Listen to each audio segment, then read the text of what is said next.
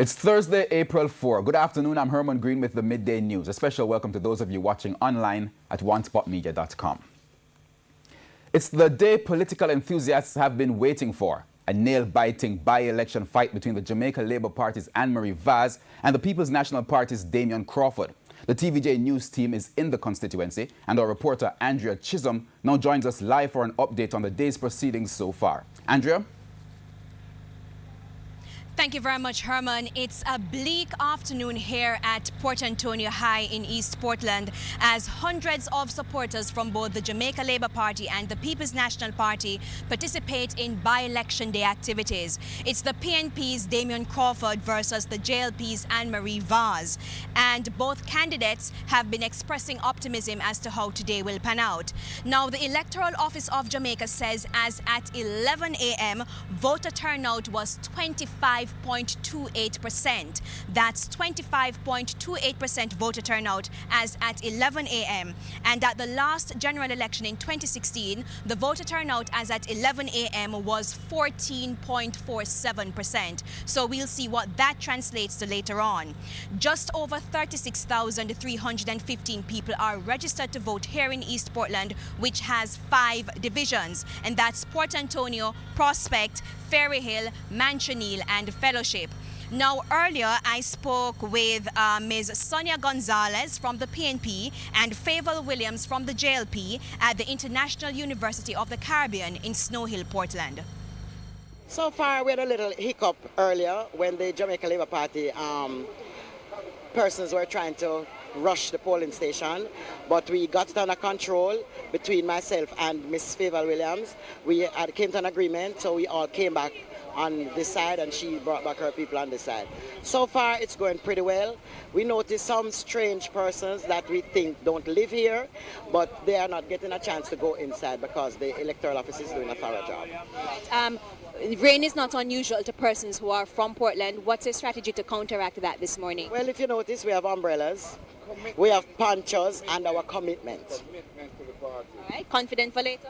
Oh yes, oh yes, forward with Crawford. How have things been going so far? So far, great. We started early. We were here. We are all set up. As you can see, the rain is falling, but we are ready for it because we had checked ahead of time and we knew it was going to rain. So we're all set up in our raincoats and umbrellas, and we have cars if people need to get a ride to get to the polling station. I was told this morning of a hiccup that you had here with the PNP earlier, but it was sorted out? Well, there were, both groups, to be fair, were too close to the polling station, and tempers flared, but they got the better of themselves, and both groups retreated to their proper positions. Now, as expected, it's bumper-to-bumper traffic in the town center of Port Antonio. So we're having a little difficulty navigating that, and it takes quite a while to traverse the town area. However, there's a heavy detachment of security forces from both the Jamaica Constabulary Force and the Jamaica Defense Force, and they are maintaining law and order here in East Portland. Earlier, I also spoke with the General Secretary of the JLP, Dr. Horace Chang, and the General Secretary of the PNP, Julian Robinson, and both were pretty confident of victory going into today's by-election. So that's all for now here in East Portland. We'll continue to monitor activities, and of course we'll bring you the results and the latest on the ground in primetime news at 7. Herman, it's back to you. Okay, thank you, Andrea. Now, TVJ's Dwayne Anderson is also covering the by-election in East Portland. Dwayne, what have you been observing so far? Thank you, Herman. So I'm back in Port Antonio here in Portland. But for the last 6 hours or so, we've been roving through East Portland, trying to get a feel of what's really happening on the ground. Now, I'll just tell you about a couple of experiences I've had and other members of the media have had since morning. Well, first in Norwich in East Portland, we were barred from entering the polling station there. No explanation given, but we continue with our work. We then went out into an area called Drapers, also in the constituency, and we were barred from entering the polling station. Based on what we've read and what we understand from the stipulations coming from the EOJ, members of the media should be allowed on these premises under normal circumstances. Normal circumstances speak to lack of voter intimidation, violence in the area. From what we observed, no such problems in either area, so we don't know why that was done. We asked a senior officer in the Drapers area why this was the case. He said no such order came from the police high command here in the parish, and eventually we were let on the premises. Now, also we spoke with a couple of party aficionados from both PNP and JLP. The PNP, they seem upbeat, the JLP equally as upbeat, but you can tell just looking at their faces that they're slightly worried about voter turnout. Most of the polling stations we went to, the lines did not appear to be that long. A lot of persons are saying they're expecting a 60% turnout. We have to watch that number, because from what we've seen, that might not happen, but we're still watching. One of the reasons that might not happen, the rain. This morning it was absolutely pounding down here in East Portland. It has since ceased, but it is still overcast, and ever so often it drizzles on. So things really picking up, but not as high octane as persons would have hoped. Until then, we'll have more later, but until then, it's back to you guys in the studios. All right, thank you, Dwayne. And of course, both reporters will have comprehensive coverage in primetime news along with the results. And as voting progresses in East Portland, after months of campaigning, political analyst Richard Crawford has weighed in on both candidates' chances of winning the seat.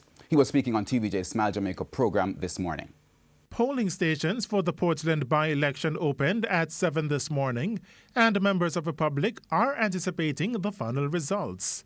The candidates have laid out their plans for the constituency, and both had important ideas which may appeal to the residents who want change. Political analyst Richard Crawford says though the late Dr. Linvale Bloomfield was beloved by the people, his constituency was being neglected by the PNP. East Portland was taken for granted by the PNP. We win so much, we don't really have to fix up the place. Yeah. You understand that kind of argument? And nobody really paid as much attention to it as it should be. So eventually people got angry that the roads, the water supply, all the jobs, all of these things are not there. He said that JLP candidate Anne-Marie Vaz appears to be an individual who will work in the constituency, while PNP candidate Damon Crawford represents where Jamaica should be heading. Mr. Crawford added that whichever candidate wins the seat, there will be serious dialogue in the other party, as a loss would be a signal of trouble. 44% of the people turn out to vote, 44 to 47% in a national election. Mm-hmm. The people are fed up with the kind of politics. Okay, all right. And out of that 47%, I can bet you a significant number have been paid to turn out to vote. Yeah. They don't just come there because they love the two parties. Yeah. But the political analyst says the outcome of the election will influence what will happen in Jamaican politics in the coming months. If the PNP wins, boy, it have repercussions for probably giving them a gasp of breath to come again. If they lose, plenty of problems. You're going to have internal discussions and arguments there. Right. If the JLP candidate wins, solidifies the JLP's position, but that doesn't make... And may encourage them to move towards a general, eh? Oh, as quickly as possible, maybe, all those kinds of things. For Shane Masters, TVJ News. We go on to other news. In an attempt to salvage pride following anti-gay chants aimed at Kingston College, which were captured on video, Calabar High School head boy Andre McKenzie and 7 other students trekked from Red Hills Road to North Street yesterday to officially apologize to their sporting arch-rival amid public outrage of indiscipline. The slurs were made 2 days after KC were crowned champions of the 2019 Issa Grace Kennedy Boys Athletics Championships on Saturday at the National Stadium. The Calabar boys were accompanied by acting principal Calvin Rowe inside a packed KC chapel to make the address. And Calabar's incumbent principal, Albert Corcho, who is currently on leave, was also there to endorse the remorsefulness. Mr. Corcho told the Gleaner that he will resume control of the school on May 1. Member of Parliament for Western Westmoreland, Dr. Wickham McNeil, wants soldiers to be included in a call he has made for an increase in the number of security personnel to serve Negril. Mr. McNeil says 11 murders in Negril since the start of the year is way too many for such a small town. He was speaking at a stakeholders meeting in Negril. Negril, a small town in western Jamaica, popular to both tourists and locals. But all is not well. Criminal activities, including murders, are making many business operators nervous. Western Westmoreland MP Dr. Wickham McNeil held a meeting with business operators and the police to address the concerns which he describes as worrying. The police say in 2018, Negril recorded 21 murders. But a mere 3 months into 2019, and they have already recorded half that number. Dr. McNeil says part of the problem is that Negril's security complement is woefully inadequate. When we say security forces, we mean both police and soldiers, and whatever needs to be done to make that happen should be done, because people are living in a bit of a pall of fear right now. If you take just Negril, for example, there are now 60 officers deployed here, 60 police deployed in Negril, thereabout. That's the information we have. The MP also spoke of the sore issue of the closed-circuit cameras that have been installed in and around Negril for about 2 years. Our checks reveal that of the 55 cameras installed, only 24 are working. This is totally unacceptable, totally unacceptable. So the fact of the matter is that it's something that must be looked in, because the problem we face is that if you're going to solve this murder problem that we're facing, you have to catch the criminal and bring him to justice. But to catch him, you need evidence. Hoteliers have also complained that some cameras, especially those on the main road, aren't in the best location. They argue that putting cameras in front of a property that already has private security makes little sense, and that some have been installed in poorly lit areas. However, the police say 70% of the people who commit crimes in Negril use the main thoroughfare. They say having more working cameras there would help them keep an eye out for the perpetrators. Dr. McNeil also spoke of the police vehicle shortage in Negril. Still, we're getting these complaints where persons are calling because of problems, and the time it takes because the police just do not have the mobility required. Well, we have seen in the budget where there's some cars, but we need them urgently, not just the cars, but we also need motorcycles. And in light of recent attacks on members of the Chinese community in Jamaica, several high-ranking members of the Jamaica Constabulary Force have been providing tips on how to improve and enhance their safety. National Chinese Liaison Officer, Assistant Commissioner of Police, Bishop Dr. Gary Welch, addressed members of the Chinese community at a Central County mingle held in Mandeville, Manchester recently. He disclosed that last year alone, there were close to 100 crimes committed against the Chinese in Jamaica, including 2 murders. He urged residents, particularly the Chinese living and doing business in the island, to play their part in protecting themselves from being victims of crimes. Through facial recognition technology, we can alert you when bad people are in your space.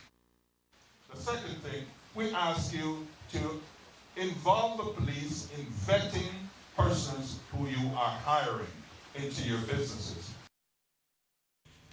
British High Commissioner to Jamaica, Asif Ahmad, is encouraging Jamaicans who may qualify for compensation under the Windrush Compensation scheme to make contact as soon as possible. His advice comes on the heels of Wednesday's announcement of a £200 million compensation package from Britain.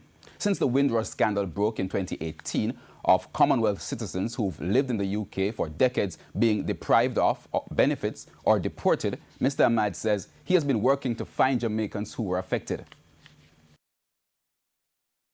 With the help of the Jamaican government, we've been able to track down a huge number of people, and some 3,600 people have actually had their British citizenship afforded to them. So they haven't had to wait for many months for that important step to be taken. Our offices here have been processing visas for people who've been deemed to be eligible to return to the United Kingdom, and there's a steady flow of those going on over the last few months. Under the new compensation scheme, persons who believe they are eligible for compensation are encouraged to make an application. Jamaicans may seek information by contacting the office through the Windrush helpline or by sending an email. They may also request a callback if required. Claim process itself is going to be open for 2 years, so it's not something that we're going to be announcing today and the windows will shut within a few weeks or days. Over the next 24 months, people can read and digest the rules they can put forward their claims and then they will be processed. The St. Elizabeth police are still trying to piece together the circumstances which led to a fatal bike crash along the Park Main Road in the parish Wednesday evening. Dead is 30-year-old O'Neill Essen, a farmer of Ginger Hill in the parish. It's reported that sometime after 7:30, Mr. Essen was traveling behind a Toyota Prado along the Park Main Road from Santa Cruz towards Lacovia. It's believed that Mr. Essen attempted to overtake the Toyota Prado, which was turning right. He slammed into its right side and was thrown from his motorcycle into the path of a Honda CR-V. Mr. Essen received several head injuries and was taken to the Black River Hospital, where he was pronounced dead. We go down to news in sports. Jamaica's world number 3 ranked Sunshine Girls will be looking to improve on their position at this year's Netball World Cup in Liverpool, England. But the team is now in fundraising mode to make that dream a reality. The details in this report. Despite being the most successful team sport for Jamaica, Netball Jamaica is oftentimes left seeking funds to facilitate the team's participation, especially in overseas tournaments. The local-based Sunshine Girls and the association have been working overtime to make their trip to this summer's Netball World Cup possible. With now 4 months away and a $42 million target to make their trip, Netball Jamaica has taken matters into their hands, refusing to rely solely on assistance from the government. We want to reach out to the regular Jamaican to try to support the Sunshine Girls' road to Liverpool. And that is, we're approaching at least 60,000 Jamaicans, and each of them are asking for $500 to contribute $500 to the campaign. If we're able to get 60,000, then that's $30 million out of the 42 that we need. And so this is going to be in partnership with First Global Bank, who will provide the platform, the bank account, for us to use, where people can go in, make contributions, where people can transfer money from their bank account to First Global Bank account. Just over a month and a half ago, the Sunshine Girls also started an initiative to garner funding from members of the public. I believe that we will get our targeted money because I can remember when we went to Gibson, it was really, really well received with our teens. Like, everybody was excited to come on board and put something in our teens. And when even I take the teens to my workplace, they were excited to contribute, and they said that we got $95,000 from that just from going to Gibson. So I'm happy that Jamaicans are on board and willing to support us. The Sunshine Girls, who were 4th at the last World Cup in 2015, will be one of 16 teams participating in this summer's edition of the prestigious tournament. Jamaica will play in Group C alongside Fiji, Trinidad and Tobago and South Africa at the July 12 to 21 event. Trishana McGowan, TVJ Sports. And before we go, we join our reporter Dwayne Anderson, who is covering the by-election in Eastern Portland. Thanks, guys. So just a bit of breaking news or update, if you may, in terms of what's happening here on the ground in East Portland. So I just spoke to EOJ officials here in the parish, and they told me that so far 25% of persons registered to vote have cast their ballots. 25%. Why is this important? Because at the same point, up to 11 o'clock in 2016, 14% of persons registered to vote had voted. And so far, we've been speaking with party aficionados, and they've been complaining that things are low and slow in terms of voter turnout. So while they're complaining about that, it's not so bad. So we have to keep an eye on what is happening in this regard. But as soon as we get anything else in terms of information, we'll be sure to send it to you guys. Until then, it's back to you. All right, thank you, Dwayne. And that wraps up the Midday News. I'm Herman Green. Remember to join us at 7 for the Primetime News Package. On behalf of the News Sports and Production teams, good afternoon.